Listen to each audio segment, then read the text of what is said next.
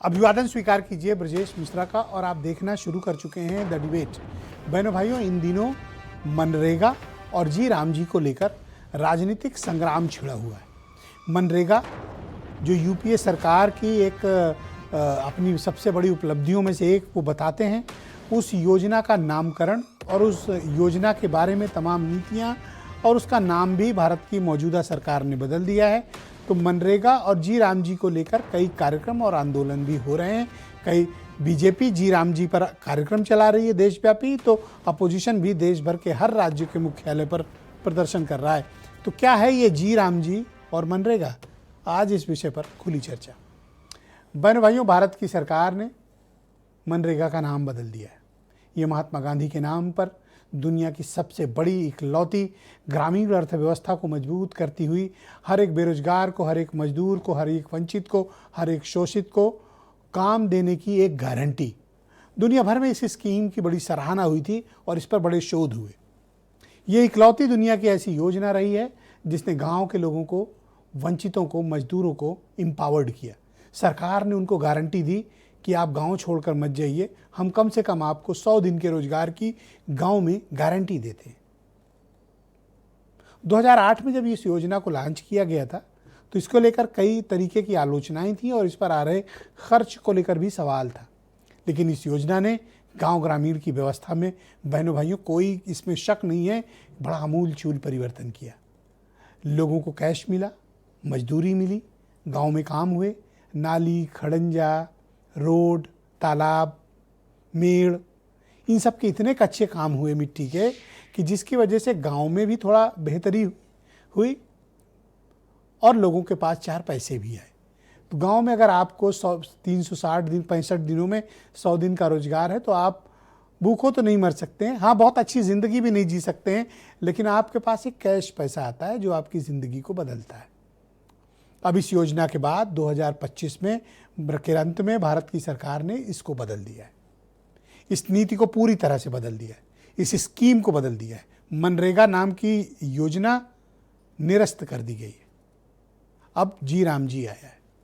ये भी संसद से पास हुआ है, लेकिन इसमें नियम, शर्तें, गारंटी, ये सब कुछ में बदलाव है। मौजूदा सरकार ये दावा करती है कि यह स्कीम वर्तमान समय में ज़्यादा प्रासंगिक है बजाय मनरेगा वाली के। वो ओल्ड स्कीम हो चुकी थी और उसमें कई इरिलेवेंट शर्तें थीं और उसमें उतनी बेहतर गारंटी भी नहीं थी जिस गारंटी का जिक्र इसमें किया गया है, ऐसा क्लेम किया जा रहा है। अब गांधी जी का नाम हटा, योजना भी खत्म हुई, बदलाव भी हुआ, तो विपक्ष तो घर में बैठेगा नहीं, सड़कों पर उतरा, प्रदर्शन हो रहे हैं, मुख्यालय प्रदर्शन हो रहे हैं। हर नेता अपनी स्पीच में मनरेगा और जी राम जी के बीच की तुलना कर रहा है और इसकी संसद से लेकर सड़क तक विपक्ष ने घमासान मचा रखा है। तो दबाव में आई भारतीय जनता पार्टी ने हर राज्य के मुख्यालय पर और हर प्रदेश के हर जिले के मुख्यालय पर प्रेस कॉन्फ्रेंस और पार्टी के कार्यक्रम आयोजित कर रहे हैं, जहां वो बता रहे हैं कि जी राम जी में क्या बेहतरी है और इस योजना से कैसे आम लोगों का, वंचितों का, शोषितों का, मजदूरों का, सर्वहारा वर्ग का कल्याण होगा। तो दोनों के बीच के क्या क्लेम है? क्या मनरेगा बेहतर थी या फिर जी राम जी? दोनों के बीच का कंपैरिजन क्या है? नाम बदलने, नीति बदलने की आवश्यकता क्या थी? मनरेगा को निरस्त करने के कारण क्या हैं? और अब ये जी राम जी क्या वाकई में लोगों के जीवन में परिवर्तन लाएगा या वैसे भी राम राम कर लेगा?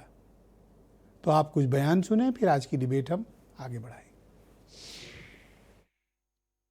बीपी जी राम जी एक्ट 2025 एक पारदर्शी प्रक्रिया, रोजगार सृजन की अधिक गारंटी, एक महत्वपूर्ण अधिनियम पारित हुआ है और ये विकसित भारत की आधारशिला बनेगी और हर नागरिक को सम्मानजनक जीवन जीने का अधिकार मिले, ये जिनके एजेंडे में कभी नहीं रहा है।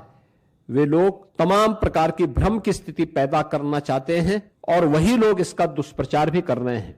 यहाँ पर आप राष्ट्रपिता मां का नाम हटा करके प्रभु श्री राम का नाम ला रहे हैं और जो प्रभु श्री राम जी को जिनको हमने टीवी पे देखा, उन्हें बताओ ऐसी जगह बैठा दिया, अगर हम देखना चाहें तो भी नहीं देख सकते उन्हें। अगर ये बिल का नाम बदला है तो अरुण गोयल जी मेरठ के जो हमारे सांसद हैं, उनकी सीट कब बदलोगे? उनकी सीट भी प्रधानमंत्री जी के बगल में लाएं और अगर उनको बगल में नहीं बैठा रहे हो तो आप बहुत बड़ा धोखा प्रभु श्री राम को दे रहे हो। मोदी सरकार ने वो काम किया है जो कभी कोर्ट से नहीं किया था। महात्मा गांधी की शारीरिक हत्या की, अब मनरेगा को हटाकर उससे महात्मा गांधी का नाम हटाकर उनके विचारों से हत्या की। जिस दिन हमारी सरकार बनेगी 24 घंटे के अंदर हम मनरेगा को वापस लाएंगे। तो कांग्रेस क्लेम कर रही है कि विद इन 24 आवर्स अगर पावर में आते हैं जी राम जी हटाएंगे, मनरेगा वापस लाएंगे। संजय चौधरी उत्तर प्रदेश में भारतीय जनता पार्टी के प्रवक्ता हैं। सुनील सिंह साजन समाजवादी पार्टी के प्रवक्ता हैं। संजय दीक्षित कांग्रेस पार्टी के वो नेता हैं जिन्होंने मनरेगा को लेकर पिछले 16 सालों में बहुत काम किया, 16-17 सालों में। तो इनसे भी समझने की कोशिश करेंगे। अनिल दुबे राष्ट्रीय लोकदल के महासचिव हैं। ब्रजेश शुक्ला उत्तर प्रदेश के बहुत ही चर्चित जाने माने पत्रकार, और वीरेंद्र सिंह जी हमारे स्टेट हेड। संजय चौधरी जी, कार्यक्रम की शुरुआत आपसे, और मेरा पहला प्रश्न ये है कि आपको मनरेगा समाप्त करने की आवश्यकता क्यों पड़ी और उसको बदलकर आप जी राम जी क्यों लेके आए? ब्रजेश भाई, आप अपना शुरुआती कंट्राडिक्टरी कर रहे हैं कि आपने इसे समाप्त क्यों किया और इसका बदलाव क्यों लेकर आए। तो मुझे लगता है कि आपकी दूसरी बात नहीं, मनरेगा नामक योजना खत्म की और जी राम जी, मनरेगा अब अस्तित्व में नहीं है। ब्रजेश भाई, पहले क्या था? नरेगा तो नाम आपने सुना ही होगा। नरेगा से मनरेगा हुई तो क्या नरेगा की मूलभूत चीजें समाप्त हो गई थी क्या? नहीं हुई थी। नरेगा से मनरेगा हुई और मनरेगा से अब जो है इसमें संशोधन के साथ साथ इसको नाम इसकी योजना का नाम। अच्छा, मैं पहले राउंड में टोकता नहीं, लेकिन क्या मनरेगा अभी निरस्त नहीं हुई है? आप ये कह रहे हो, पर संसद में तो निरस्त हो गई है। ब्रजेश भाई, योजना वही है, चूंकि ये योजना का आधारभूत ढांचा 2005 में तैयार किया गया, आज 2025 है। ब्रजेश भाई, आप भी अगर 10 साल पहले अपने कोई कार्यक्रम कर रहे होंगे तो 10 साल के बाद आपको लगेगा कि परिस्थिति के अनुसार, समय की आवश्यकता को देखते हुए, तकनीक के बदलाव को आत्मसात करते हुए और सामयिक चीजों को देखते हुए आप अपने इस डिबेट कार्यक्रम में भी संशोधन निश्चित रूप से करते होंगे। जहां आवश्यकता लगता होगा कि इसको और प्रभावी ढंग से ले जाया जाए, निश्चित रूप से हर योजना में, परियोजना में, कार्यक्रम में समीक्षा होती है। और 2005 में इसकी योजना हुई और अब 2025 में जिस उद्देश्यों को लेकर ये योजना शुरू हुई, आपने शुरू में कहा कि इसमें बहुत परिवर्तन हुए हैं, नीचे बहुत चेंजेस हो गए हैं, ग्रामीण व्यवस्था में सुधार हुआ है। तो निश्चित रूप से अब 20 साल के बाद इस योजना की समीक्षा की आवश्यकता थी। भारतीय जनता पार्टी की सरकार ने इस योजना की समीक्षा की और समीक्षा के बाद पाया कि अब इसमें और अधिक बड़े कदम उठाने की आवश्यकता है। इसीलिए न केवल इस योजना में हमने 100 दिन के रोजगार को 125 दिन किया, बल्कि इसके साथ साथ जो वन क्षेत्र में रहने वाले लोग हैं उन्हें 25 दिन और काम देने की बात की, यानी कि जो वन क्षेत्र में रहने वाले हैं उन्हें 150 दिन का रोजगार मिलेगा। पहली बार ऐसा हो रहा है कि अगर इसमें रोजगार प्राप्त नहीं होगा तो उसकी गारंटी के अनुसार अगर आवश्यकता होगी वहां पर रोजगार नहीं है तो उसका बेरोजगारी भत्ते का भी प्रावधान इस योजना में किया गया है। निश्चित रूप से अभी जो ग्रामीण मूलभूत आवश्यकताएं थी 20 साल के अंदर, नाली हो, खड़ंजा हो, सड़क हो, तालाब हो, इसकी प्रतिपूर्ति 20 साल के अंदर हो गई है। अब हमें देश में और अधिक विकसित भारत की छलांग लगाने के लिए इस योजना को और तेजी के साथ आगे बढ़ाने की आप ये कहना चाहते हैं कि गांव में अब नाली, खड़ंजा या छोटी मोटी आवश्यकताओं का अब ये सब का स्कोप खत्म हो चुका है, गांव विकसित हो चुके हैं, अब कुछ और काम की जरूरत है? देखिए, निश्चित रूप से अगर गांव तक ग्रामीण अर्थव्यवस्था में सड़कें पहुंच गई हैं, इस योजना का लाभ जो माना जाता है कि नाली, खड़ंजा, इसका निर्माण बेहतर हो गया है। दरअसल इस योजना के अंदर एक और फैक्ट्स हैं कि इस योजना में ऐसा हो रहा था कि जिन लोगों को रोजगार दिया जा रहा था, ब्रजेश भाई आप भी जानते हैं, हम भी जानते हैं, सब लोग जानते हैं कि कैसे रोजगार दिया जा रहा था, लेकिन रोजगार के आधार पर काम नहीं हो पा रहा। ये एक सच है और जो खुली आंखों से देखा जाने वाला सच है। और इसी के लिए इसमें कुछ नीतिगत बदलाव के साथ साथ टेक्निकल अमेंडमेंट्स किए गए हैं। कैसे इसका भुगतान हो, कैसे एआई के बेस पे, ये आपने जिसको कहा क्लैरिटी जा रहा दे है। दी थी कि इस योजना का एक तो उद्देश्य पूरा हो गया है, दूसरा इसमें काम नहीं हो रहा था, इस योजना का दुरुपयोग हो रहा था, इस कारण आपने किया। इतनी क्लैरिटी है, करेक्ट? नहीं, निश्चित रूप से मैं अगर आप चाहेंगे तो मैं इसके 2-3 आंकड़े मेरे पास हैं, वो निश्चित वो रूप से नेक्स्ट मैं राउंड में सर चाहूंगा। रख लेना, नेक्स्ट राउंड में रख लेना। फाइनेंशियल ईयर जो लास्ट फाइनेंशियल ईयर था, इसमें 23 राज्यों की निगरानी की गई और उसमें देखा गया कि जो काम थे या तो वो स्थल पर उपलब्ध नहीं थे, या व्यय जो है वो जो उसका जो फिजिकल वेरिफिकेशन था उसके अनुरूप नहीं था। ये हम सब जानते हैं। सर तो ठीक इससे है, बेहतर हर आधार योजना पर में कोई जो ना कोई काम कर खामी रहा है। होती है, गड़बड़ी होती है। तो क्या इसमें गड़बड़ी हो रही थी, इस कारण आपने इसका संपूर्ण रूप से खत्म करके आप एक दूसरी योजना ले आए? नहीं, योजना यही है, उद्देश्य यही है, लेकिन बड़ी उद्देश्यों के प्रति लीकेज को निगरानी बड़ी। रोकने के लिए थैंक यू सर। और अधिक तकनीक का उपयोग करते हुए हमने इस योजना में व्यापक बदलाव किए हैं। इसे इसी रूप में देखा जाना चाहिए। बहुत शुक्रिया आपका। मैं सुनील साजन को आमंत्रित करता हूं, समाजवादी पार्टी के प्रवक्ता हैं। सुनील जी, शुक्रिया आपका। ये बता रहे हैं हमारे दोस्त संजय चौधरी जी कि दरअसल मनरेगा की योजना में बहुत भारी पैमाने पर गड़बड़ी हो रही थी, लोग काम नहीं कर रहे थे, पैसे निकाले जा रहे थे। दूसरा, गांव अब संतृप्त हो चुके हैं, मतलब विकास हो चुका है, नाली, खड़ंजा, बंधा, तालाब सब काम हो चुका है। तो अब कुछ और काम करना चाहिए, इस कारण इस योजना में ये तब्दीली लाई गई है और नाम बदला गया। आपको कोई एतराज? ब्रजेश जी, आपका बहुत बहुत धन्यवाद। और संजय जी की बात अगर आप मान गए, हम मान गए, ये आम जनता मान गई, तो इनके हिसाब से तो गांव तरक्की कर गए, प्रदेश तरक्की कर गया है, देश तरक्की कर गया है, रुपया डॉलर के ऊपर पहुंच गया है, मोदी जी विश्व गुरु हो चुके हैं, देश को विश्व गुरु बना दिया है। इनके हिसाब से कोई रोजगार, ऐसा बेरोजगार नौजवान नहीं है जिसके पास रोजगार ना हो, ऐसी कोई बेटी नहीं है देश में या प्रदेश में जिसके साथ अव्यवहार हो रहा हो या दुराचार हो रहा हो। ये सपने दिखाने में तो बहुत माहिर लोग हैं। एक तो बहुत अच्छा सपना दिखाते हैं और फिर बहुत अच्छे से नाम बदलना जानते हैं। बस इन विचारों की कमी एक है, ये काम करना नहीं जानते।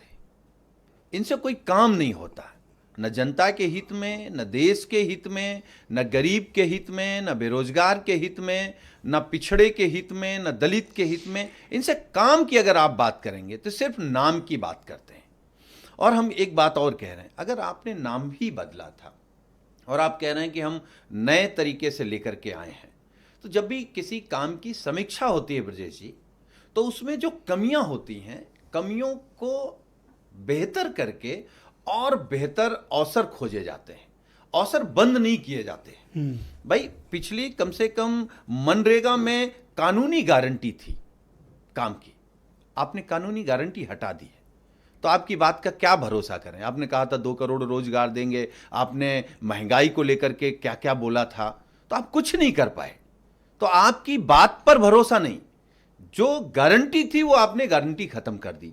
पहले क्या था कि मनरेगा के तहत हर गांव में काम होता था, अब गांव सरकार तय करेगी। अगर वो गांव जीतती है तो काम होगा, अगर गांव नहीं जीतती है तो उस गांव में मान लिया जाएगा कि नाली, खड़ंजा और किसी चीज की जरूरत नहीं है। तो ये कहीं ना कहीं नाम बदल करके और अपने सुविधा के हिसाब से काम करना, ये राजनीति में जो भारतीय जनता पार्टी जिस चलन में मतलब हर गांव में ये स्कीम नहीं होगी, हर गांव में नहीं, अब सरकार चुनेगी। पहले था कि हर गांव में होगी। और दूसरी बात क्या है कि पहले गारंटी थी। तो गांव सैचुरेट हो गए, गांव विकसित हो गए होंगे।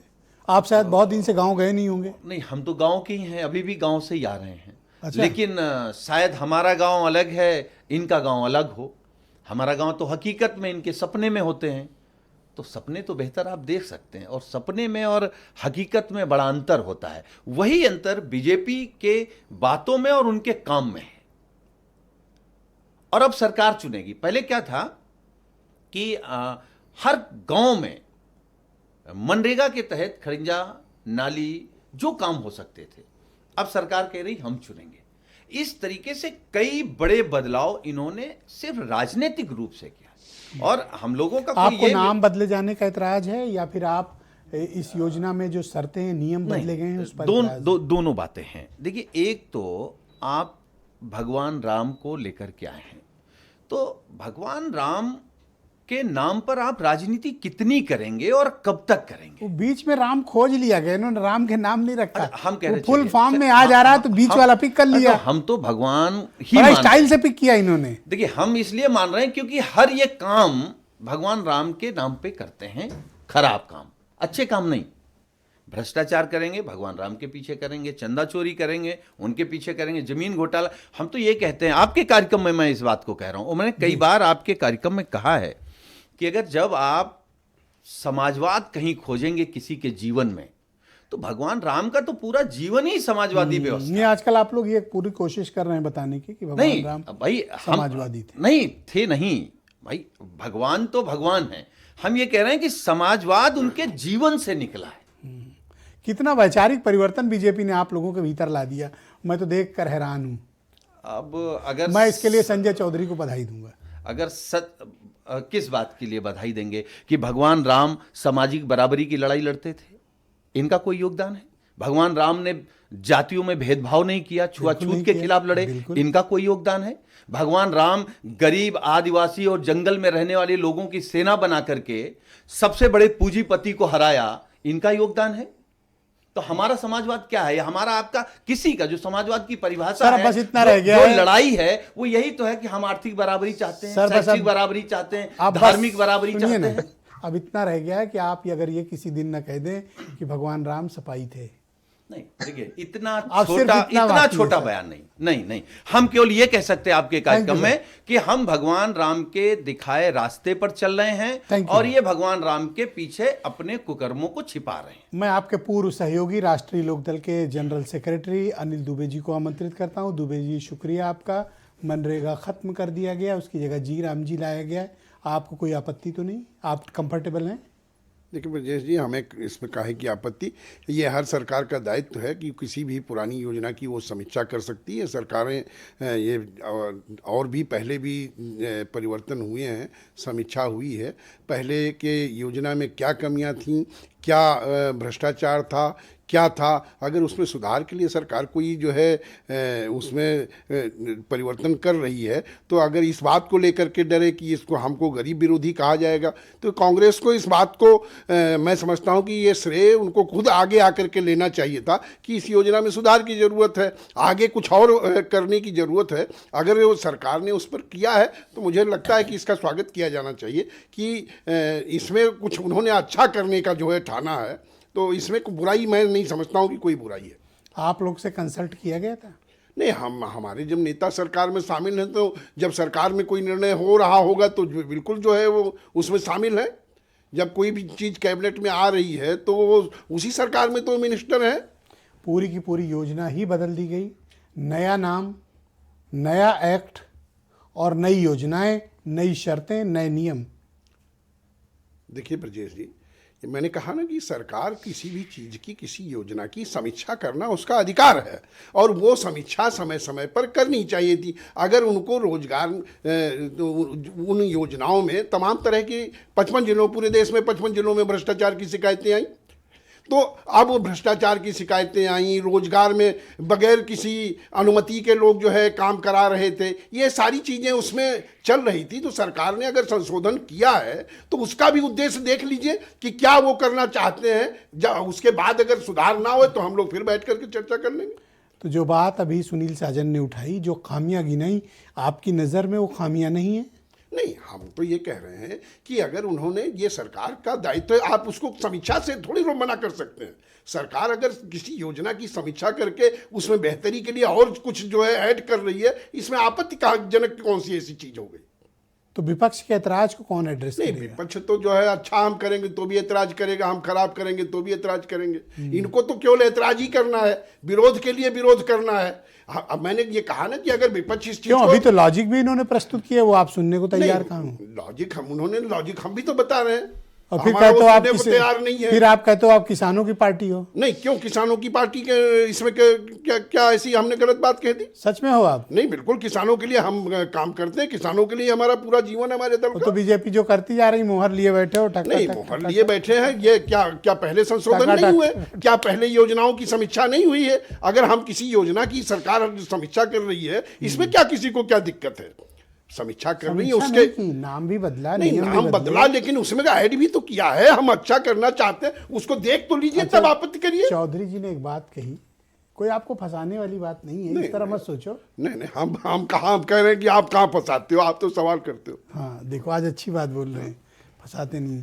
तो ये बताओ, ये जो चौधरी जी कह रहे हैं कि संतृप्त हो गए हैं, गांव खूब विकास हो गया है, अब थोड़ा नए सिरे से परिवर्तन की जरूरत है, क्या वाकई में गांव अब विकसित हो गए हैं? नहीं, विकास की तरफ तो सरकार विकास के लिए काम ही कर रही है। नहीं, गांव का काम मनरेगा जो होना था कह रहे नहीं, हैं। अब वो क्या कह रहे हैं, ये उनसे वो बैठे हैं, उनसे सवाल कर लीजिएगा। हम जो कह रहे हैं कि किसी आप भी देखो सरकार फंसे हैं तो क्या कह रहे हैं? वो जब स्वतः क्या बोले बैठे दीक्षित जी? हम तो उनसे पूछ लो। नहीं, ब्रजेश अरे जी, भाई उनसे पूछ के पूछ ले। नहीं, उनकी बात क्यों RLD अपनी अरे, बात नहीं कहेगी? नहीं, RLD अपनी बात करेगी, भारतीय जनता पार्टी के मैं प्रवक्ता संजय के- चौधरी के साथ हूं इस डिबेट में। नहीं, तो और आप आपसे रहिए। सवाल करता हूं, आप संजय चौधरी की आड़ में छिपो मत। नहीं, हम किसी की आड़ में नहीं छिपते, हम अपनी बात करते हैं जो हमें तो कहना था। बताओ, मैंने गांव कहा। संतृप्त हो गए हैं क्या? गांव विकसित हो गए हैं नहीं, क्या? गांव के विकास नहीं संतृप्त हो गए, वो क्या कह रहे हैं पहले उस बात को समझिए। मैं तो सुन लिया। नहीं, उन्होंने तो और आप आगे भी, ऐड आप किया। भी यही क्लेम कर रहे हो? भाई, किसान सुन रहा है सब आपको। नहीं, ब्रजेश जी, बोलो आप। ये इस हौसला रखो बोलने का। इस देश की जनता, इस देश का गरीब इस बात को जानता है कि पहले की जो योजना थी उसमें कहीं कुछ कमियां थी मैं केवल और उसमें अपने सुधार सवाल- की जरूरत थी। मैं वो अपने सुधार सवाल- की तरफ हम अग्रसर हैं। दुबे जी, गांव विकसित हो गए? नहीं, गांव विकसित तो होने हैं। गांव क्या पूरे अभी तो वो तो विकसित योजना के हद कह रहे हैं विकसित हो गया है। नहीं, गांव में विकास की अभी भी जरूरत है। गांव में अभी भी विकास की जरूरत है। सभी के देखो, उत्थान ये की पहली जरूरत है। असहमति आई। नहीं, वो कह रहे हैं आज भी विकसित जरूरत हो है। गए हैं, हमें नए सिरे से बदलाव की आवश्यकता है, नहीं। क्योंकि गांव में जो काम होने चाहिए थे हो गए हैं, अब नए काम होने हैं। ठीक। अब दुबे जी कह रहे हैं, अब कबूला इन्होंने इतने प्रेशर के बाद कि काम होने हैं। दूसरा, चौधरी जी ने एक और बात कही, बताइए। फंसाएंगे नहीं, ऐसे ही पूछ रहे हैं। कह रहे हैं बड़ा गड़बड़ी होती थी, भ्रष्टाचार था, जो काम नहीं होते थे भुगतान हो रहा वो था। तो मैंने खुद कहा, पूरे देश में 55 जिलों में भ्रष्टाचार की शिकायतें आई, बगैर किसी अनुमति के लोग जो है काम कर रहे थे। तो पूरी योजना बंद कर दोगे? तो योजना कहाँ बंद की? योजना में मनरेगा तो खत्म बदलाव किया किया, आगे जोड़ा है, आगे और अच्छा करना चाह रहे हैं, उसका उद्देश्य तो स्पष्ट हो ऐसी जाने कौन दीजिए। सी योजना है जिसमें गड़बड़ी नहीं हुई? पूरी पूरी योजना ही आप तो ये कह के नहीं। कि 55 जिलों में हुआ है, आज तो ब्रजेश जी, ये आप बताइए। 500 से ज्यादा जनपद हैं। अगर सरकार के पास फीडबैक है कि इस योजना में भ्रष्टाचार हो रहा था, इस योजना में जो है विसंगतियां थी, तो अगर उसकी वो समीक्षा कर रहे हैं तो इसमें आपत्ति किस बात तो पर? मैं कुछ बिंदुओं पर असहमति के साथ आपकी सहमति लिख लूं इस पे? नहीं, मेरी सहमति है, सरकार के साथ है। सरकार ने जो कुछ किया हम लोग उसके साथ 10 में 10 नहीं, हम पूरी तरीके से साथ हैं, उसमें कहीं कोई वो तो नहीं कह दो हाँ 10 में 10। नहीं, 10 में 10 लो, 10 में 20 लो, आपको जो लिखना है वो लिखोगे। हमारे कहने से कहाँ आप लिखने जा रहे नहीं, आज आप जो कह दोगे मैं लिख दूंगा। चलो, नहीं, आपको इतनी जो छूट देता हूँ। आपको गरीब की गारंटी छिन गई तो 100 में 100 नहीं दे सकते आप। नहीं, रुक जाओ, अभी आप उसका बारी थोड़ी है। 10 में 10 लिख लें। आपको जो लिखना हो आप स्वतंत्र हो, हमें जो कहना हमने कह दिया। थैंक यू, बहुत शुक्रिया आपका। मैं संजय दीक्षित को इनवाइट करता हूँ। इन्होंने मनरेगा पर बहुत काम किया है, पिछले 17-18 साल से इन्होंने बहुत वक्त दिया, मनरेगा पे काम किया है। तो दीक्षित जी, आपका स्वागत। मुझे बताइए कि मनरेगा की योजना कैसी थी, उसका वो अपने उद्देश्यों की पूर्ति कर पाई अथवा नहीं कर पाई। दूसरा, वर्तमान सरकार ने इस योजना को ख़त्म कर दिया है मनरेगा को, और वो एक नई योजना लेकर आए हैं जी राम जी। दोनों में क्या अंतर है? धन्यवाद ब्रजेश जी। ये एक अति महत्वपूर्ण विषय जिस पर आज आपने डिबेट की आयोजित किया है, इसके लिए आपको साधुवाद। 2006 2 फरवरी को मनरेगा इस देश में लॉन्च हुई, यद्यपि पार्लियामेंट में 2005 में पास हो गई थी। दूरस्थ से पलायन और स्थायी परिसंपत्तियों का निर्माण, 2 मुख्य उद्देश्य थे। नौजवान बेटा अपने बूढ़े माँ बाप को, अपनी धर्मपत्नी को छोड़कर बम्बई, कलकत्ता, जालंधर उद्योगपतियों के यहाँ चौखट पे बंधुआ मजदूरी के लिए मजबूर हो रहा था। देश में तरह तरह की उस एक नरकी जीवन व्यतीत करता था। कई बार तो गांव में लौट के आने पे तरह तरह की बीमारी लाता था। ऐसी स्थिति में यूपीए कांग्रेस लेड यूपीए सरकार ने, जिसमें विशेष योगदान रहा सोनिया जी का, एक ऐसी योजना जो निश्चित तौर पे मैं आपकी बात से सहमत हूं ब्रजेश जी, कि रोटी के साथ नमक की व्यवस्था तो हो गई थी, सब्जी दाल की नहीं थी, लेकिन आप ये समझिए 365 दिन में 100 दिन अधिकार इतना था कि the job card holder had to decide whether he wants to the work in January, February, March और नवंबर, दिसंबर, जनवरी। यहां तक अधिकार था कि अगर मजदूर ये कहे कि हमें उस मौसम में काम दिया जाए जब मार्केट में, गांव में कहीं काम ना हो, तो वो प्राविधान था। और इस योजना को विश्व ने क्यों सराहा? एक तो संख्या के नाम पे इतनी बड़ी रोजगार परक योजना, एंड दूसरा the right to work guaranteed योजना। एंड बार बार हमारे काबिल साथी कहते हैं 125 दिन, एक्ट पढ़िए, मिनिमम 100 डेज एक्ट कहता था, और इसी देश के राज्यों में 125-150 दिन भी दिए गए। That depended on the state governments. दूसरी बात आती है कि करप्शन की बात। ये एक सेल्फ गोल मारा शिव, जो हमारे केंद्रीय मंत्री हैं, 3 बार मध्य प्रदेश में 2006 से लेकर 25 के बीच में ये मुख्यमंत्री रहे। It is the duty of the government official machinery to ensure that there is no corruption. ये मोदी जी ने संसद में जो आते ही सबसे पहले कहा था कि इसको एक भ्रष्टाचार की इमारत बना के मैं ढोल पीटूंगा, जीवंत इमारत, जीवंत स्मारक बना के पीटूंगा। ये उस दिन से षड्यंत्र शुरू हुआ था कि लूटा अधिकारियों ने, बदनाम कर रहे हैं मजदूर को। मैं आपको याद दिला दूं, इसी उत्तर प्रदेश में कम से कम 75 अधिकारियों को यूपीए 2 के समय जेल हुई थी, करोड़ों रुपए रिकवरी हुई थी, और आज भी सीबीआई इंक्वायरी चल रही है from the tenure of UPA 2। धारा 27(2) इस एक्ट में एक बहुत इंपॉर्टेंट प्रावधान है Brajesh ji. If there is a prima facie case of corruption in any state and the state is not taking action against the erring officers, then the center can stop the flow of fund also and direct inquiry from the center. Okay, CBI के माध्यम से। Yes, Mayawati ji की सरकार थी, doctor CP Joshi ने पत्र लिखा कि अगर दोषी अधिकारियों पे कार्रवाई नहीं हुई तो धारा 27(2) याद रखिएगा। केवल धारा 27(2) का नाम लिखा था उस चिट्ठी में, और शाम को प्रेस कॉन्फ्रेंस हुई और सोनभद्र से लेकर महोबा तक के अधिकारी सस्पेंड हो गए।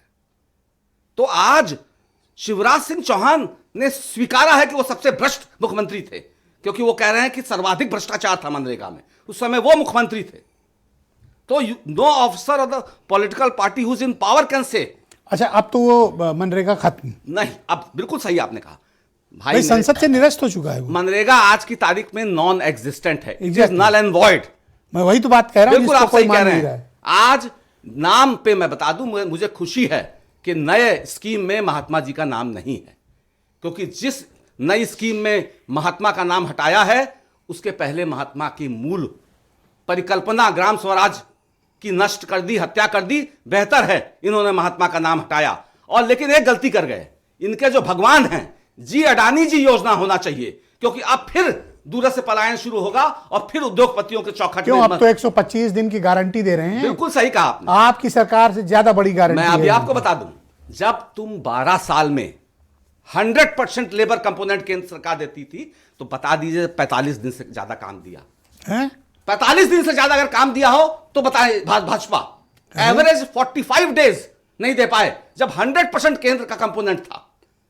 जब सरकारें कंटिजेंसी में 100 करोड़ नहीं दे पा रही हैं, तो यूपी का 4000 करोड़ रुपए दे पाएगा? 10,000 करोड़ रुपए विजय जी सालाना बजट है मनरेगा का। 45 days only, average 45 days this government has given.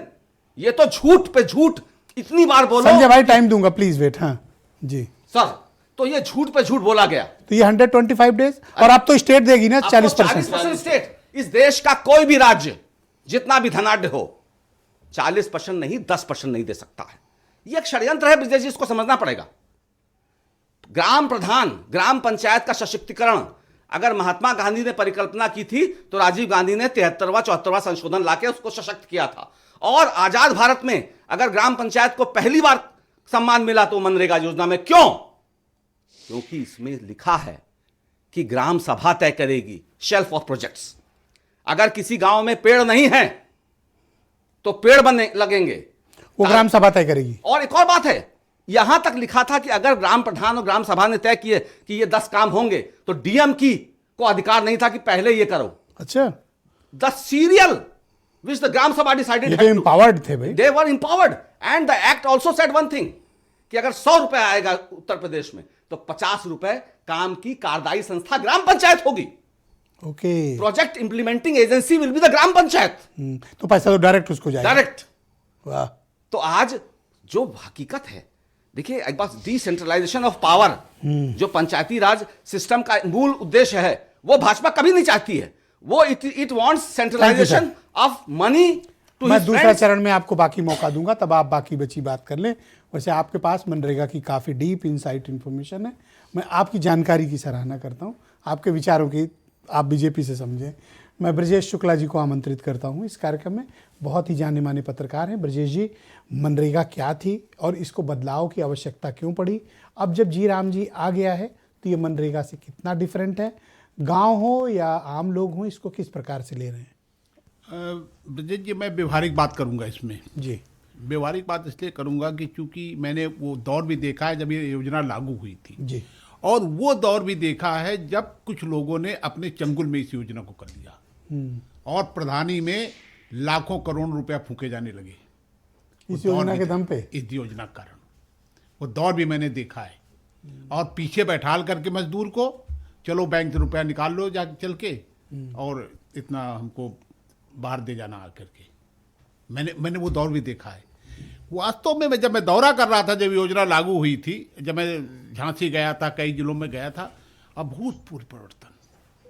और जब 2009 का चुनाव हुआ तो 2009 के चुनाव में इस योजना ने सारी स्थितियों को पलट दिया। आप उत्तर प्रदेश के परिणाम देखें कांग्रेस के, आपको लगेगा 22 से 23 सीटें आई थी उस वक्त। 22 सीटें आई थी कांग्रेस को। 22 आई थी। और मैं लोगों से पूछता था कि क्या कारण है, तो पता चलता था कि घर में बैठे ही रोजगार मिल रहा है। लेकिन उसके बाद जो ग्रहण आप लगा, मानते हैं कि 2009 का गेम चेंजर यही योजना? यही योजना, सिर्फ एक योजना जिसने सब कुछ पलट के रख दिया था। लेकिन इसके बाद जो हुआ है, उसके बाद ब्रजेश जी मैं आपसे एक अनुरोध करना चाहूँगा, आप एक टीम को किसी गांव को चुन लीजिए, लखनऊ के, बाराबंकी के, किसी प्रदेश के जी। और उसमें काम करा लीजिए। क्या स्थिति है क्या? धीरे धीरे ये योजना मजदूरों के हाथ से खिसकती चली गई और मजदूरों के हाथ से खिसक कर ये कुछ अधिकारियों और कुछ प्रधानों के हाथ चली गई। और प्रधान जी क्या करने लगे, उन्होंने सूची बना दी कि इनको रोजगार दिया गया और बनी बनाई फोटो भेज दी। फोटो खींचना अनिवार्य हो गया था। सरकार ने कोशिश पूरी की कि इसका वो आए, फोटो वही खींच करके लगा दी गई और आप समझ लीजिए 100 में 100 पैसा खा गए। अच्छा, 100 में 100 इतना बड़ा। और अधिकारी देख नहीं रहे थे, सरकारें देख नहीं रही इसको। तो हुआ क्या, फिर इसमें यदि आप काम कराएंगे तो पता चलेगा उन्हीं मजदूरों को सूची आपने बनाई है ना, प्रधान जी ने बैठाला पीछे 2 लोगों को कि चलो बैंक से आ गया पैसा, बैंक से निकालो, हमको दे जाओ आगे इतना पैसा। और वो होता प्रसाद। हाँ। प्रसाद तुम ले लो। अभी प्रधान तो पासबुक अपने पास रखते थे, सब पासबुक है। और बैंक से सेटिंग थी, जाके निकलवा लाते थे पैसे। निकलवा लाते थे, नहीं उसको ले जाते थे बाकायदा। हाँ। वो भी सोचता था कि बैठे बैठाए यदि हमको 2-3 इतना हजार मिल रहा है रुपया तो मिल रहा है तो हमारा नुकसान क्या है? नुकसान क्या है? हाँ, क्या सही। नुकसान है? हमने एक फड़ुआ चलाया नहीं, हमने एक वो डाली नहीं। तो इस तरह ये जो योजना थी, जो क्रांतिकारी थी, जिसने परिवर्तन किया था, वो कुछ के लोगों के चंगुल में चली गई। इसमें पूरी तरह से बदलाव या इसको निरस्त करके नई योजना लाना, क्या ये उचित था? अब ये देखना पड़ेगा कि इसका क्रियान्वयन कैसे होता है। क्रियान्वयन उसको खा गई, मनरेगा को। हाँ, जबकि इतना मजबूत एक्ट था, बड़ा मजबूत एक्ट था। और मैं बताऊं ना, उसने राजनीतिक परिवर्तन कर दिया था देश के अंदर। मैं जब मैं 2009 के चुनाव को देखता हूं और उसके परिणाम देखता हूं, लेकिन उसके बाद क्या हुआ? बाद से भ्रष्टाचार में हो तो उसके बाद भ्रष्टाचार, ब्रजेश जी मैं तो आपसे अनुरोध करूंगा कि एक गांव चुनवा लीजिए कोई। ठीक है, आज आपने कहा है, मैं आप सबसे सहमति ले एक गांव चुनवा लीजिए और देख लीजिए कि एक काम करते हैं, जितने पैनल में सब लोग मेहमान है ना, सबसे एक गांव ये वास्तव में और सबके गांव करा देते हैं। 5-6 वीडियो- गांव हो जाएगा ना, हाँ, हो तो एक जाएगा। सैंपल हो जाएगा, हाँ। एक आइडिया लग जाएगा क्या और होगा। आपने बहुत अच्छी राय दी। और ब्लॉक के अधिकारी, इसको कराएंगे। ब्लॉक के अधिकारी और ग्राम प्रधान, इनकी ये जेबी। जी ब्रजेश जी, आपका बहुत शुक्रिया। मैं डिबेट को आगे बढ़ाऊंगा। वीरेंद्र सिंह जी हमारे स्टेट हेड कार्यक्रम में आ चुके हैं। वीरेंद्र जी बताइए, ये जी राम जी या मनरेगा कौन बेहतर योजना थी और मनरेगा को समाप्त करने की आवश्यकता क्यों पड़ी? क्या नाम सिर्फ बदलना मकसद था या फिर इस योजना ने अपना वक्त पूरा कर लिया था, अब एक नई योजना की भारत को आवश्यकता थी? ब्रजेश जी देखिए, मनरेगा गई, जी राम जी आई। अब बीजेपी इस योजना को लेकर काफ़ी प्रचार प्रसार कर रही है और वो चाहती है कि इस पर चर्चा हो, लेकिन वो माहौल बन नहीं पा रहा है जो मनरेगा के नाम पर आया था। सबसे बड़ी बात यह है कि 250-300 रुपए में गांव में भी मजदूर उपलब्ध नहीं है और मनरेगा में 250 रुपया मिलता है, तो 500 रुपये में मजदूर मिलते हैं और शहर में मजदूरी करते हैं 500-700 रुपये में। तो ये साफ है कि मनरेगा में नाली के झराई और तालाब के सफाई और यही मेड़ की छिलाई, यही सब काम होता है और उसमें एक दिन के काम करके 6 दिन का पैसा निकालना। और सबसे बड़ी बात यह है कि मनरेगा में जवान आदमी काम करने के लिए नहीं मिलता, ज़्यादातर बुजुर्ग आदमी मिलते हैं, बुजुर्ग महिलाएं होती हैं जिनके जॉब कार्ड बने हुए हैं जी। तो अगर एक दिन के काम के 7 दिन के पैसा मिल रहा है, थोड़ा बहुत प्रधान जी और सेक्रेटरी भी खुश हो रहे हैं, सबका काम चल रहा है, तो ऐसे ही मनरेगा चल रही थी और ऐसे ही जी राम जी भी चलेगी। ज़्यादा इसमें कोई अंतर नहीं आएगा। बस एक अंतर है कि राम भाजपा के लिए बड़ा जरूरी है। भाजपा राम के नाम का जाप करके सत्ता तक आई, देश में हिंदुत्व की एक बहुत बड़ी पार्टी बनी, तो राम का नाम वो बढ़ा रही है। महात्मा गांधी के नाम पर योजना थी, उनको महात्मा से शायद समस्या ना रही होगी, क्योंकि एक आदमी आज कह रहा था बीजेपी का कि देखो जो गांधी नाम लगा हो बार बार याद दिलाता है, चाहे इंदिरा के नाम हो, चाहे राजीव का नाम हो, चाहे राहुल का नाम हो, तो गांधी नाम लोग कांग्रेस से उसको जोड़ देते थे जी। तो सरनेम बदल गया है। योजना में कोई बहुत समस्या नहीं है। वैसे दुनिया की ये सबसे बड़ी योजना कही जा रही है और आगे ये योजना किस रूप में आएगी ये तय होगा कि इसमें कितना फंड आएगा। देखिए अभी ग्राम पंचायत का चुनाव आ रहा है, तो जी राम जी में कितना रुपया आएगा उसी हिसाब से प्रधान प्रत्याशी भी मुर्गा और दारू बांटेंगे। हैं? भाई इन्वेस्ट करेंगे तो निकालना भी तो इसी योजनाओं से है। गांव में मुर्गा दारू? अरे प्रधानी का चुनाव होने वाला है, जून जुलाई तक हो जाएगा, होगा तो पैसा तो यही बहुत से लोग कह रहे हैं नहीं होगा। अब देखिए अभी ब्रजेश शुक्ला जी कह रहे थे कि प्रधान जी मोटरसाइकिल बैठा के ले जाते, पैसा निकलवा लाते हैं। अब गांव के मजदूर भी बहुत होशियार हो गए, बहुत नहीं देते या लोग फोन पे ले लेते हैं। कहीं बैंक ले जा क्या जरूरत है, अकाउंट में आइन मोबाइल और ट्रांसफर कर हाँ, अब तो मोबाइल से। सिस्टम बदल गया। तो ये भी एक प्रैक्टिकल बात है बीरेन जी करते हैं। देखो तरीका। पर मुर्गा दारू देखिए- मैं अभी भी नहीं समझ पाया। देखिए मुर्गा, देखिए खर्चा उसी हिसाब से प्रधानी में होता है जिस हिसाब से उसको निकलने की उम्मीद हो।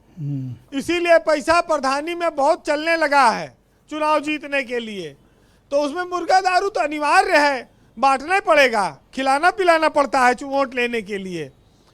देखिए अभी जॉब कार्ड पर गांधी की फोटो है, अब जॉब कार्ड का भी स्वरूप बदलेगा, हो सकता है कि राम की फोटो आ जाए, तो वो भी एक हिंदुत्व का परिचायक बनाएगी बीजेपी इसको। वैसे नहीं भी प्लान होगा एक तो चीज- आपने तो मशविरा दे ही दिया। वैसे देखिए एक चीज है, जैसे इस देश में राम कण में बसे हैं, जैसे वैसे गांधी बसे हैं, जी। सब दोनों एक दूसरे, गांधी भी हर जगह है, वैसे राम हर जगह है। जी बस ये है कि भाई कोई गांधी को अपना कहता है, कोई राम को अपना कहता है। जी देखिए मनरेगा भारत में ग्रामीण अर्थव्यवस्था की एक रीढ़ रही है, इसमें कोई शक नहीं है, लेकिन जी कंक्लूड करें। समस्या इस बात की है कि जब योजनाओं में परिवर्तन जब तक नहीं होगा, नई चीजें नहीं जुड़ेंगी, तो आप एक चीज को कितने दिन तक खींचेंगे। परिवर्तन होना चाहिए और इसमें परिवर्तन में कोई बुराई नहीं है, लेकिन रोज गड्ढा खोदो, वही रोज गड्ढा पाट दियो, उसी में पैसा ले लो। बीडीओ, सेक्रेटरी, प्रधान सब अपने हिसाब से योजना चलाएं और खाएं, तो ये मुर्गा दारू काल्पनिक करें, काम, मुर्गा दारू करें। हाँ, काल्पनिक काम ब्रजेश जी बंद होना चाहिए। वैसे मैंने आपको बताया कि इस देश में जो झूठ पर वाह वाह करेंगे वही आपको तबाह करेंगे, और हमेशा से ये होता रहा है। और राम का नाम लेकर जो काम शुरू किया जाता है इस देश में, कहते हैं बहुत अच्छा परिणाम देता है, तो हो सकता है कि अच्छा परिणाम आए इसको। लेकिन आज आप शहरों में रहते हैं, आप देखिए जाड़े की सर्द रातों में लोग गांव से निकल कर आए हैं और फुटपाथ पर आपको सोते हुए मिल जाएंगे। सही में, सच में। क्यों है? लोग अपना घर छोड़ के अंधेरी रात में आसमान के नीचे सोते मजदूर हैं, गरीब लोग हैं।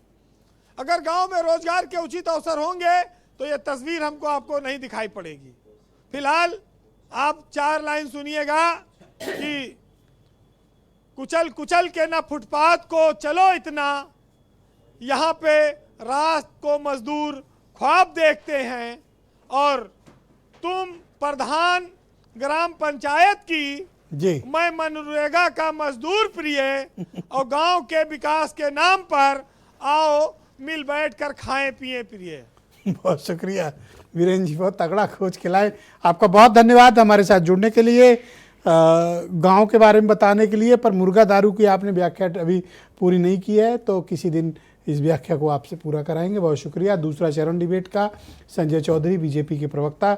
संजय जी, अगर इस योजना में कहीं भ्रष्टाचार था, कोई खामी थी, तो उस पर्टिकुलर खामियों को दूर करते हुए आपको इस योजना को और मजबूत करना चाहिए। इसको बंद करके आप दूसरी योजना जो लेकर आए हैं उसमें तमाम सवाल खड़े हैं। वाकई में जो सबसे बड़ा कंसर्न है वो है स्टेट बजट। अब 40% स्टेट को देना पड़ेगा। राज्यों की हालत तो आपको पहले से वाकिफ़ हैं। क्या ये जायज़ बात है कि केंद्र सरकार अपना हिस्सा काट के अब स्टेट के कंधे पर ये रख रही है बात?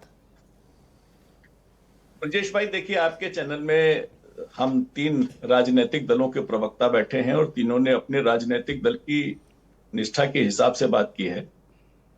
लेकिन जो न्यूट्रल लोग हैं उनकी आवाज तो आपने सुनी ही होगी कि वास्तव में गांव के अंदर इस योजना का क्या हाल था। और जितने भी गांव से जुड़े हुए लोग इस डिबेट को देख रहे होंगे वो सच से बिल्कुल वाकिफ हैं। इस योजना के अंदर भ्रष्टाचार धीमे धीमे बढ़ता जा रहा था। संजय दीक्षित जी ने भी प्रारंभिक अवस्था में कैसे भ्रष्टाचार हुआ इसकी वानगी और उसके खिलाफ किए गए अपने काम को रेखांकित किया है, तो उनको भी मानिए कि इसके भ्रष्टाचार को उन्होंने भी स्वीकार किया। एक योजना, उसका क्षेत्र वही है, काम करने वाले किसान वही हैं, उसका सेंटर गांव सभा है, गांव की पंचायत है, उसमें काम और बेहतर तरीके से कैसे किया जाए, इस योजना के संगठनात्मक ढांचे में परिवर्तन जो समय की आवश्यकता थी उसके अनुरूप किया गया है। निश्चित रूप से नए प्रावधानों को लेकर हम ऐसा मानते हैं कि हम ग्रामीण व्यवस्था को सुधार करने के लिए इस मानव शक्ति का उपयोग करेंगे और निश्चित रूप से गांव और गांव के साथ साथ शहरों मतलब पूरे देश का विकास की एक लंबी लकीर खींचेगी। जैसे लगभग 64,000 तालाब पूरे देश में बन गए हैं, उनका कैसे बेहतर इस्तेमाल हो, सिंचाई के लिए इसका उपयोग हो सकता है क्या, और इसका जो वाटर रिसोर्सेज है उसके लिए मैंने इसका प्रश्न उपयोग हो उठाया सकता था है डिबेट क्या? के प्रारंभ में कि आप स्टेट पर इसका भार क्यों डाल रहे हैं? ब्रजेश भाई, अब जो नई जीएसटी की जो नीति आ गई है उसके हिसाब से जो टैक्सेस का डिस्ट्रीब्यूशन है उसमें राज्यों को अधिक हिस्सा मिलेगा, और ऐसे राज्य सर हमें नहीं मिल रहा, हम जितना कमा के दे रहे हैं ना उसका बहुत कम हिस्सा यूपी को मिल रहा है सर। हम ज्यादा कंट्रीब्यूट इकोनॉमी को कर रहे हैं यूपी में सर। नहीं ब्रजेश भाई, सुन तो लीजिए। लेकिन जो राज्य ऐसे हैं जो नहीं करने की स्थिति में है, जैसे उत्तर पूर्वी और हिमालयी राज्य और केंद्र शासित प्रदेश हैं, इसमें हमने अभी 90% और 10% को ही रखा है। और सर हमारे यूपी ने क्या गलती की थी, इसको भी 90-10 करा देते। शासित राज्य जहां विधानमंडल दल नहीं है वहां पर हमने इसका जो 10% है वो भी हमने अच्छा, दिया मैं है। पैरवी और कर रहा हूं पहले कि जो आप स्टेट- यूपी के लिए भी 90-10 करा दो। ऐसे ऐसे जो बोल ही ऐसे नहीं रहे। सुनेंगे नहीं। पहले जो स्टेट थे अब नहीं सुनेंगे। वो इस पे जो साधन सुनेंगे, लगते थे ऐसा नहीं, उसका दोस्त हैं हमारे। 25% नहीं सुनेंगे। 25% स्टेट बियर दोस्त करते हैं, थे। ऐसा नहीं है। तो मुझे लगता है कि ऐसा नहीं लग रहा, इसका झूठ बोलना उपयोग पड़ रहा बेहतर है आधार आपकी पर हो टीवी। सकेगा। थैंक और यू एक सर, बहुत धन्यवाद अच्छी सर, बात, बहुत शुक्रिया। स्टेट का बर्डन बता रहे हैं बढ़ रहा है, सुनील जी आपको कोई इतराज है? और दूसरा, भ्रष्टाचार ज्यादा था इसमें, इसलिए बंद खत्म कर दिया, देखिए, मैं इस बात से जड़ से ही ब्रजेश समाप्त जी- कर दिया, मैं तो ब्रजेश कहता जी, मैं इस बात से मना नहीं कर सकता हूं कि इस स्कीम में या किसी भी सरकारी स्कीम में भ्रष्टाचार नहीं होता है। भ्रष्टाचार तो पीडब्ल्यूडी में भी है, विभाग बंद कर देंगे। सिंचाई विभाग में है, विभाग बंद कर देंगे। स्वास्थ्य विभाग में चरम पे है, अस्पताल बंद कर देंगे। शिक्षा विभाग में है, अब यूनिवर्सिटी और कॉलेज बंद कर देंगे। अरे नोएडा अथॉरिटी में तो 2-3 अफसरों ने अपने कैलेंडर छपवा लिए। आप सोचिए ना, पता चला ये बात? देखिए, और बढ़िया मॉडल। ब्रजेश जी ने जो भ्रष्टाचार की बात कही है, वरिष्ठ पत्रकार हैं, उन्होंने इस बात को भी स्वीकार किया है कि जब ये योजना आई तो इस योजना ने बदलाव क्या किया। और स्वाभाविक है, अगर कोई योजना आई है और उसमें अगर कमियां आई हैं तो मोदी सरकार की जिम्मेदारी थी, ठीक है, उनको राजनीति करनी थी तो ये करते कि भाई इसमें भ्रष्टाचार हुआ है, इसको हम भ्रष्टाचार मुक्त बनाएंगे, लेकिन रोजगार मुक्त योजना बना देंगे। अब बीजेपी से पूछिए कि क्या आपको तकलीफ है कि अगर गांव का गरीब अपने परिवार के साथ रह करके अगर काम कर रहा था, घर परिवार चला रहा था, तो फिर वो जाए उत्तर प्रदेश के बाहर? नहीं, या तो बीजेपी ये चाहती है, 125 डेज देंगे। नहीं, गारंटी नहीं है ना, पहले गारंटी थी, गारंटी नहीं है। पहले 100% केंद्र का पैसा था। गांव में लोग नाराज हैं या खुश हैं इससे? स्वाभाविक है नाराज हैं। जब आप रोजगार छीन लेंगे तो आपसे क्यों खुश तो होंगे? पंचायत चुनाव शायद होंगे, अभी बता रहे हैं। पंचायत चुनाव होंगे, उसमें तो जनता फैसला करेगी। केवल एक योजना नहीं है, बहुत सी चीजें जी। हैं। लेकिन हम केवल ये कह रहे हैं, क्या बीजेपी की मंशा है कि रोजगार छीन करके केवल राशन पर लोगों को जिंदा रखना चाहते हैं? उन्हीं से आप वोट लेना चाहते हैं? थैंक यू सर, बहुत शुक्रिया सर। मैं अनिल दुबे जी को आमंत्रित करता हूं। दुबे जी, चूंकि इस योजना में भ्रष्टाचार हो रहा था, इस कारण एक मुख्य वजह थी कि इसे खत्म करना। क्या वाकई में इस स्कीम में हद से ज्यादा करप्शन था? नहीं ब्रजेश जी, करप्शन तो था ही। देखिए, बीरेंद्र सिंह जी ने भी कहा और ब्रजेश जी ने भी उन बिंदुओं को उठाया। तो करप्शन तो था ही, उसमें सारे लोग इन्वॉल्व थे, केवल प्रधान को ही आप क्यों कह लो, सारे ही लोग नीचे से ऊपर तक सब इन्वॉल्व थे। और किसी भी योजना की समीक्षा अगर सरकार इसलिए ना करे कि ये विपक्ष द्वारा लाई गई थी, तो ये भी वो है। तो अगर कहीं कुछ उसमें भ्रांतियां थीं, विसंगतियां थीं और वो नई योजना लाई गई, तो जब नई योजना लाए हैं तो उसका उद्देश्य भी तो स्पष्ट अरे राज्य सरकार के पास कहाँ इतना पैसा रखा है भाई कि 40% का बजट दें? आप ऐसे कैसे इसको मान लिए? नहीं, तो राज्य सरकारों के पास अगर पैसा नहीं है तो राज्य सरकारें विरोध करें। हम आप बैठ करके यहाँ पर क्या करें? कोई राज्य सरकारों का कोई आया स्पष्ट वो? हम आप बैठे, राज्य सरकारें बताएं कि हमारे पास बजट नहीं है। ये होता है अकड़ के बोलना। नहीं, राज्य सरकारों के प्रवक्ता हम थोड़े हैं। सब सरकारें अपनी स्थितियां बतावें, कि वो प्राइम मिनिस्टर से बतावें, सरकार से बतावें कि कहाँ पे कोई कमी। अभी आपके सामने कोई आया क्या किसी राज्य ने विरोध किया? अब योगी जी कैसे अमित शाह से विरोध करें? नहीं, योगी जी कैसे बोल रहे हैं, उसके पक्ष में बोल मतलब रहे हैं। गरीब मर जाए, गांव का आदमी मर जाए, नहीं कहा, और अगर विरोध नहीं कर पा रहे हैं तो नहीं, आप योजना बदल देंगे। सुनील जी, अगर वो योजना लागू हुई है उसके उद्देश्य स्पष्ट हो जाने दीजिए ना, उस पर भी चर्चा करनी जाएगी। 40% आज ये बदल रही है ना। मेरे से बात करो, स्टेट पर 40% का भार है। नहीं, स्टेट पर 40% का भार है, तो जो लोग स्टेट चला रहे हैं वो उन पर उस विसंगति को उठाने की तो बात करें। सही बात। हम आप क्या उठावें उस पे? भैया मैं तो उठाऊंगा, आप नहीं, आप उठावें भाई, हम तो आप पहले बदल जाओ, मैं तो उठाऊंगा। ओके, पहले वो उठावें, हम लोग देखें कि ये क्या कह रहे हैं। अच्छा, मतलब पहले वो चिल्लाएं वो और आप बाद में मजा लेने के लिए मजा लें या हम उन बातों कितने का होशियार हैं। समर्थन करें, मतलब अगर वो सही बात करेंगे तो हम समर्थन करेंगे। बहुत शुक्रिया भाई, उठाइए, विरोध करिए। संजय दीक्षित जी, मैं आपसे जानना चाहता हूं कि क्या वर्तमान जो नई योजना लागू की गई है इसमें पर्याप्त प्रावधान किए गए हैं ताकि आगे कोई करप्शन ना हो? देखिए, बहुत आपका मुफीद सवाल है। मनरेगा अधिनियम के पहले पन्ने पे the first page of the act said कि नेशनल लेवल पे एक स्टैट्यूटरी वॉचडॉग जिसको सेंट्रल एम्प्लॉयमेंट गारंटी काउंसिल बनाई जाएगी, जिसमें अरुणा रॉय, निखिल देश, जहां द्रेस, संजय दीक्षित, मधुसूदन मिस्त्री अच्छा, आप काउंसिल में रहे हो? मैं 2 कार्यकाल रहा हूं। ओके। 2 कार्यकाल रहा हूं। और उत्तर प्रदेश में जो सीबीआई इंक्वायरी चल रही है, जिसकी वर्तमान सरकार अभियोजन की स्वीकृति नहीं दे रही है, वो भी हमारी रिपोर्ट से है। लेकिन वो सब UPA 2। Central employment guarantee council Bhajpa बताए कि 2014 के बाद एक सदस्य ने इस देश का एक भी राज्य में भ्रमण किया। अच्छा, मेरे 2 सवाल है, एक भ्रष्टाचार से मुक्ति कैसे, और दूसरा स्टेट पर burden. Yes, I just like to finish. Act में लिखा है कि देश के सभी राज्यों में स्टेट एम्प्लॉयमेंट गारंटी काउंसिल इस योजना की सही निगरानी के लिए बनाई जाए।